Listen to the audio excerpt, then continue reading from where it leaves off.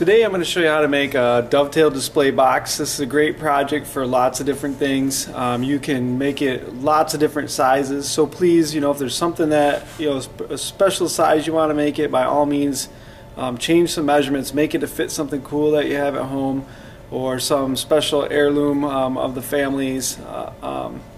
So the reason why we do the dovetail box is to try to introduce you to dovetails, because you can use them on cabinet drawers and hope chests and different projects like that. A little bit of technical thinking, a little higher level problem solving, and then we also incorporate some raised panels like the frame here that the glass goes in. That's another skill that you hopefully will use in high school. That is a great one for us to learn. So if we look at this is a basic box layout. We want all the grain to go horizontal, and we don't want the pieces to get less than 6 inches, because if they get less than 6 inches, they don't fit in the machine very well and they're really hard to work with. So really, if you make a display box a little bigger, it would probably turn out better actually. Don't let it get too small on you. The depth of the box cannot be any more than about 11 inches for our dovetail machine. There would be an exception if you're making a hope chest and you want to glue 2 sections together. We could probably make it work, but you're only going to run 1 section through the time at a time through the dovetail machine. So our dovetail machine is set up for 13/16 thickness, so that's what thickness the boards need to be.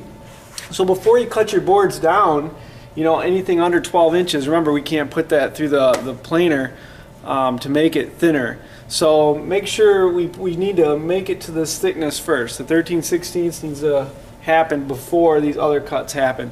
So all these components need to be parallel. If you're in 8th grade, I can help you on the table saw cut these parallel, and you can go ahead and cut them over on the miter box to the right lengths.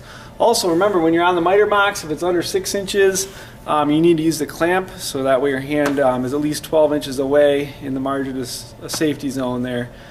So we don't want to get it too small. So we're going to go ahead and start this project today. These are the size box that I'm going to make.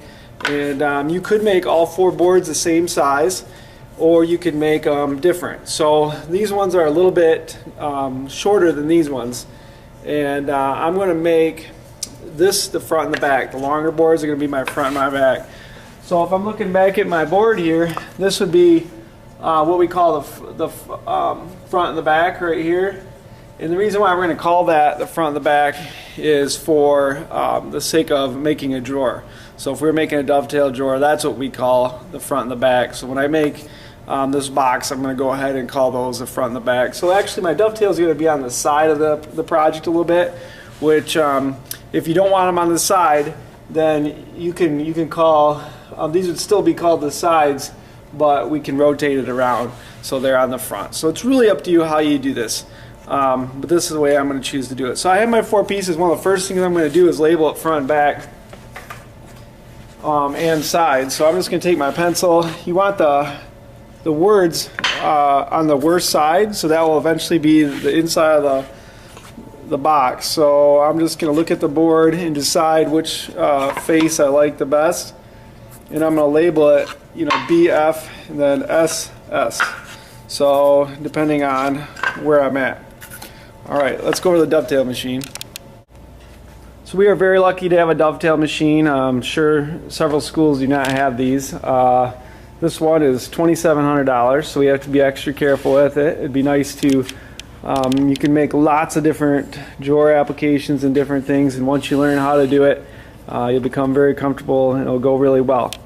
It's a very safe machine, so really the only safety concern is the bit, which is down here. So I'm going to bring you over here to see the bit.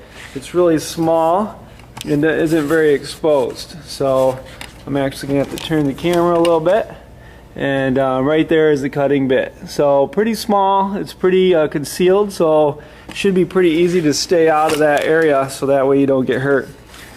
Probably one of the most important things to understand about the dovetail machine is all the main adjustments have been done for you. So you don't have to do any major adjustments to the machine, and I ask that you don't, because then it messes up for the next person.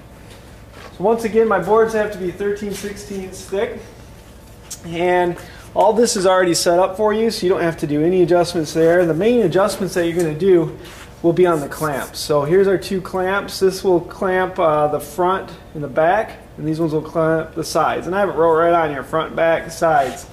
So over here, my clamp handles, so I can move these back and forth. And it works on a cam system, so it's basically like a oblong cylinder that comes down to press the board in place.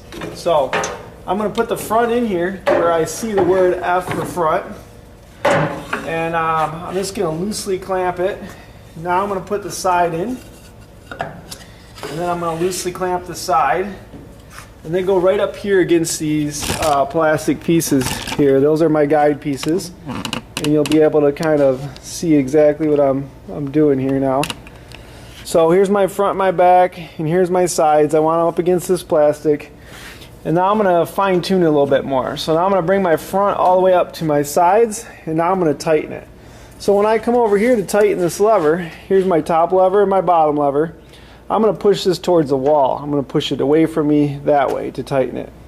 So now my bottom clamp here, this part's a little, you have to fuss with this part a little more, but I want these two pieces flush.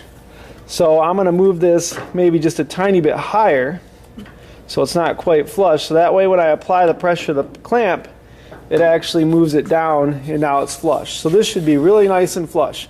A lot of students question why they're not lined up. Well, that's how this process works. So the way this is set up, you don't actually have the boards lined up. You just have to have them against the plastic. So if they're against the plastic and they're flush, your project's going to turn out pretty well. This machine is fairly loud, not a bad machine to wear some hearing protection. And then of course safety glasses are required. So now basically what I'm going to focus on is as I'm carving this piece out, I'm going to focus on this little grid right here. So this little grid is where I'm going to move this finger through, and this is what's going to help carve your dovetails. So one of the main things I want to concentrate on is just slowly and methodically moving through these teeth.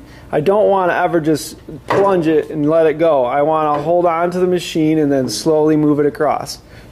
So you'll see the handles here are really comfortable and they're really easy to use, and you'll kind of see what's happening.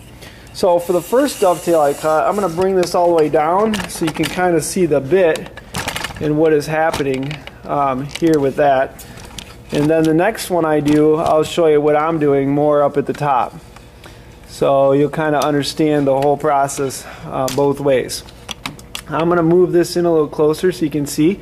One thing to remember as you get these lined up, and if you have any confusion, this would be a good time for me to check maybe your first or second one, so maybe you don't make any mistakes right off the bat. It's really quick for me to do a once through on this. Alright, so the first pass I make, I'm going to go right across the front just to knock a little off, and then I'm going to go in and out to make the dovetails.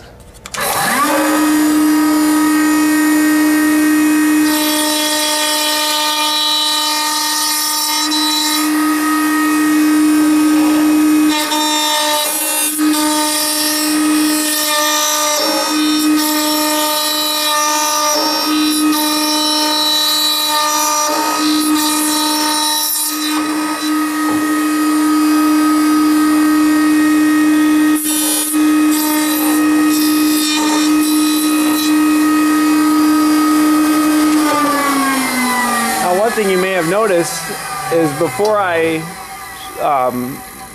shut the machine off, I went through and made sure that it looked right. So I just inspected the dovetails to make sure the machine cut all the way through, and you notice this one right here wasn't cut quite all the way through, so I went back and cut it again. So now at this point I'm just going to loosen the top one, and then I'm going to flip it around to do the other side, and I can tighten it back down. And then I'm going to loosen this one, the sides, and I'm going to flip this around. If I flip my board over face to face, I will have to start over on this piece because I'll have one dovetail on one side of the board and then the other dovetail on the other side of the board. So now I'm going to bring this back up, and this time I'm going to try to give you more of an overview of what's happening kind of up by me, exactly what I'm doing here at the top.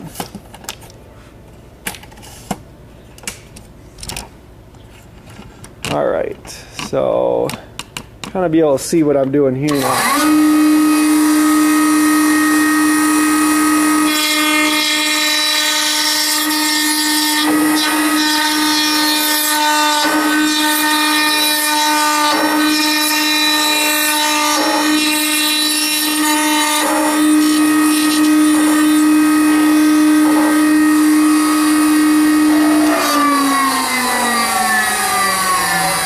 My next pair of pieces, I'm going to pull just one out at a time, and that way I won't have to work so hard to reset everything. So I'm going to slide this one through the back, probably easiest to do it that way. And then I'm going to push the clamp away from me again. This one I'm going to loosen. If I'm doing a whole bunch of dovetails, I can slide, there's a stop down here that I can slide up. But we change sizes so much that we don't normally use a stop. But I do want these clamps nice and secure, and if your boards are nice and square, it's pretty easy to line up to make it flush.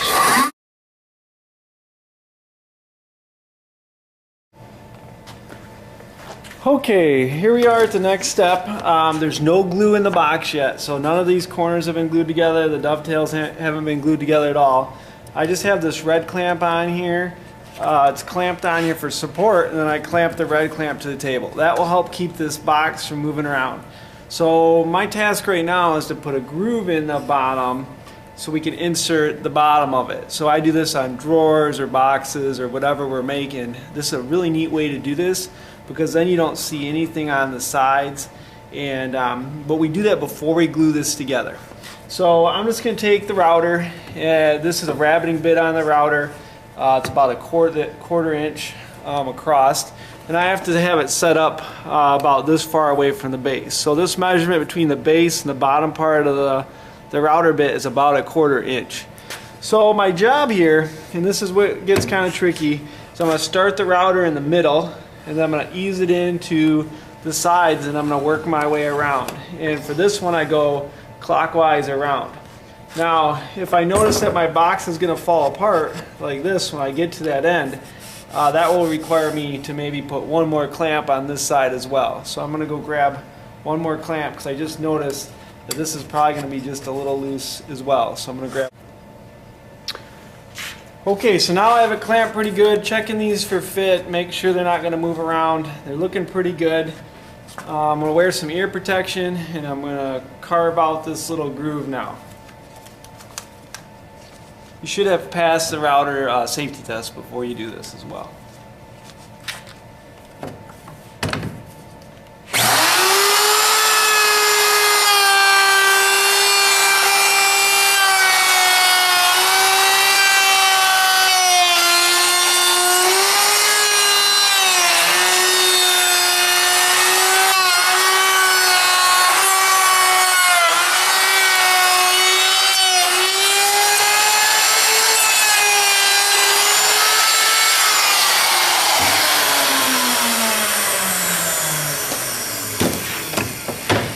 Okay, so you notice I went around once and I just took a little bit off, and then I went around again, and then I pushed the router all the way up to the bearing. So that's the bearing. So that bit removed almost 3/8 of an inch in here. So now I have to figure out how big my bottom is going to be. So I'm going to measure from here to here. I'm going to measure the inside both ways. Each measurement's going to be different because I have a rectangle box. And even if you cut your boards all the same length, it's going to change when you start to hook them together. So I need to measure between here and here, and then I'm going to add about 5/16 on each side. So if I measure here and here and add 5/8, so 5/16 plus 5/16 is 5/8. So then I just measure between here and here and add 5/8 of an inch, and then I measure between here and here and add 5/8 of an inch, and that will give me the size the bottom needs to be. So I'm going to go cut out the bottom, and then okay, I've made the bottom now. One thing I did is I rounded the corners. You don't have to round the corners very much. I probably rounded them just a little more than I needed to.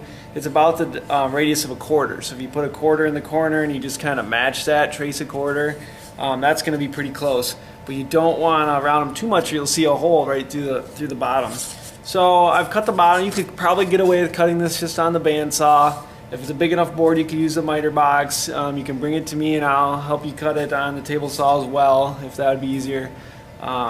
So we're ready to install the bottom. Before you install the bottom, you might want to sand the inside of the box a little bit. You could get rid of the letters and such, because once you glue it together, it's pretty hard to sand the inside of the box. So I'm just going to take this. I already dry fit it to make sure this is going to fit. So you should always dry fit it to make sure the bottom fits. And then I can put a little glue in the groove, and then I can come through here and put a little glue on the dovetails.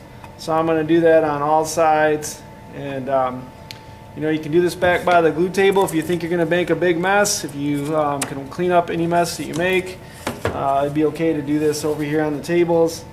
So I'm going to put a little more glue in this groove, and I'm going to grab this board, kind of do the same thing.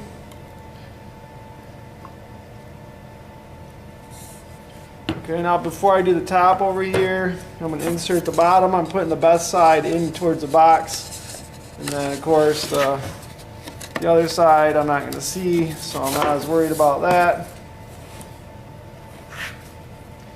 So now I'm going to put a little more glue in this dovetail, and then a little glue in the bottom channel here. And then I can hook them together. Now I'm going to clamp them. So the clamps actually go the way a lot of people would think that the clamps would go a different way on here. I definitely use these red clamps for this. But you're going to clamp going this direction on the dovetails. So your dovetails should be nice and flush, but then you're going to clamp this way. If the ends poke out a little to where you'd have to sand it, that's going to be fine. You want it to, you know, obviously be tight right there. So then I'm going to grab another clamp, and I'm going to go this way with it as well. So I'm kind of pressing the dovetails against each other on this one. A lot of people want to clamp the other direction, which I don't think gives you nearly as good of results, and it can actually crack the dovetails. So a lot of people like to clamp it going this way, and I don't think that works as good. So these red clamps are really going to push even pressure on it. So once again, these clamps really aren't for gluing, they are just for material hold down. So I always get disappointed when I see someone glue that up. So now my box needs to sit for a while, so we can start working on the lid, the display part of it now.